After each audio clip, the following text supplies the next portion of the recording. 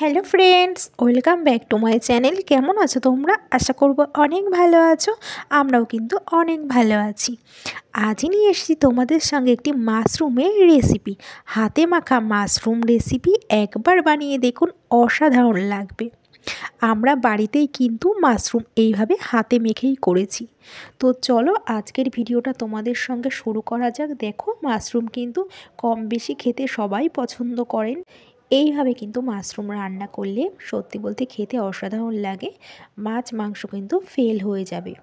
কষা মাশরুম খেতে এতটা বেশি ভালো লাগে, ভাত কিংবা রুটি কিংবা পরোটার সঙ্গে খেতেও কিন্তু অসাধারণ লাগে। তাহলে চলো আর বেশি কথা বলবো না, আজকের ভিডিওটা শুরু করা যাক। আমরা কিন্তু মাশরুম নিয়েছি, বেশ থোকা থোকা মাশরুম। এবার কিন্তু মাশরুমগুলিকে কিন্তু আমরা একটি ছুরি দিয়ে ভালো করে ছোট ছোট করে কেটে নেব। আর কিন্তু মাশরুমের উপরে একটি ছাল থাকে, সেটা কিন্তু আমরা হালকা করে ছাড়িয়ে নিয়েছি। আর কিন্তু বেশ ছোট ছোট করে আমরা কেটে নিয়েছি। আর মাশরুমগুলি কিন্তু খুব বেশি বড় ছিল না, মিডিয়াম সাইজেরই ছিল আর বেশ থোকা থোকা ছিল। আমরা কিন্তু পরিষ্কার করে নিয়েছি মাশরুমগুলিকে। পরিষ্কার করে কিন্তু আমরা খুব ভালো করে কিন্তু আমরা ধুয়ে নিয়েছি। এবার কিন্তু একটা কড়াইতে আমরা জল গরম করে নেব। তাতে কিন্তু দেবো সামান্য হলুদ আর সামান্য কিন্তু লবণ দিয়ে কিন্তু আমরা মাশরুমটাকে সেদ্ধ করে নেব। তো দেখো, আমরা গ্যাসে কিন্তু বসিয়ে দিয়েছি সেদ্ধর জন্য। আমাদের মাশরুম সেদ্ধ হয়ে গেছে। আমরা তো খুব বেশি সেদ্ধ করিনি মাশরুমটাকে। এবার মাশরুমটাকে কিন্তু আমরা জল ঝরিয়ে নেব। কিন্তু মাশরুমের জন্য আমরা একটি মশলা তৈরি করে নেব। তার জন্য নেব আমরা 1 চামচ সাদা সর্ষে, 4টে কাঁচা লঙ্কা, 15 থেকে 16 কোয়া কিন্তু রসুন নিয়েছি। আর নেব 1 আঙুল মতন আদা দিয়ে কিন্তু খুব সুন্দর একটি আমরা মশলা পেস্ট করে নেব। এবার আমরা এখানে নিয়েছি সবজিগুলি আমরা কেটে নিয়েছি।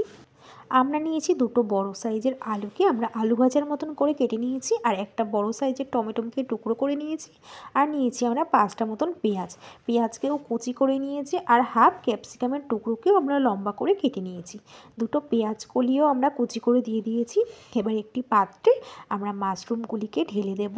আর তার উপরে কিন্তু আমরা সব সবজিগুলিকে এক এক করে কিন্তু আমরা দিয়ে দেব। সব ঢেলে দিয়েছি। এবার কিন্তু কড়াইতে আমরা সর্ষের তেল বসিয়ে দিয়েছি গরম করার জন্য। সর্ষের তেলটা গরম হতে থাক, ততক্ষণ কিন্তু আমরা হাতে মেখে নেব মাশরুমটাকে। ঠিক মাংসের মতন কিন্তু আমরা ম্যারিনেট করে নেব। তো দেখো, আমরা কিন্তু হাত দিয়ে মেখে নেব। আর আমরা দেব সর্ষে, আদা, কাঁচা লঙ্কা, রসুনের পেস্টটা কিন্তু আমরা দিয়ে দিয়েছি। আর কিন্তু আমরা দেব স্বাদ মতন লবণ, 1.5 চামচ মতন হলুদ, আর আমরা দেব 1 চামচ জিরের গুঁড়ো, হাফ চামচ ঝাল লঙ্কার গুঁড়ো দিয়ে কিন্তু ভালো করে কিন্তু আমরা কচলে মেখে নেব। খুব ভালো করে কিন্তু মাখাটা করতে হবে, কারণ মাখা যদি ভালো না হয় তাহলে কিন্তু রান্নাটাও কিন্তু ততটা ভালো হবে না। তার জন্য কিন্তু ভালো করে হাত দিয়ে মেখে নিতে হবে।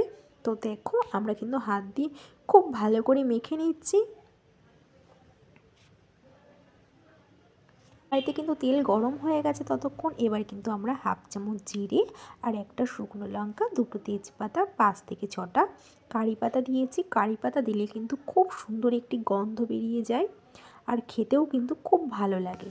কিন্তু ফোড়নটা খুব ভালো করে আমরা নাড়িয়ে চাড়িয়ে নেব। এবার মেখে রাখা কিন্তু আমরা মাশরুমটা দিয়ে দেব ফোড়নের উপরে। এবার ভালো করে কিন্তু খুন্তি দিয়ে আমরা কষিয়ে নেব। তো দেখো, আমরা কড়াইতে কিন্তু মাশরুম দিয়ে দিয়েছি। এবার খুব ভালো করে কিন্তু খুন্তি দিয়ে কিন্তু মাশরুমটাকে ঠিক মাংসের মতন করে কিন্তু কষিয়ে নিতে হবে। তো দেখো, খুব ভালো করে কিন্তু আমরা মশলাটাকে কষিয়ে নিয়েছি। এবার কিন্তু ঢাকনা দিয়ে 5 মিনিটের জন্য আমরা লো আঁচে ঢেকে রেখে দেব। তো দেখো, 5 মিনিটের জন্য আমরা লো আঁচে ঢেকে রেখে দিয়েছিলাম। 5 মিনিট বাদে আমরা ঢাকনা তুলে ভালো করে কিন্তু আবার মাশরুমটাকে নাড়িয়ে চাড়িয়ে নেব। খুব ভালো করে নাড়িয়ে চাড়িয়ে নিতে হবে।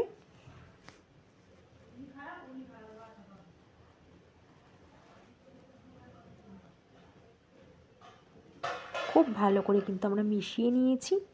এবার কিন্তু সামান্য একটু জল দিয়ে নেব। সামান্য একটু জল দিয়ে কিন্তু মিডিয়াম আঁচে 5 মিনিটের জন্য আমরা ঢেকে রেখে দেব।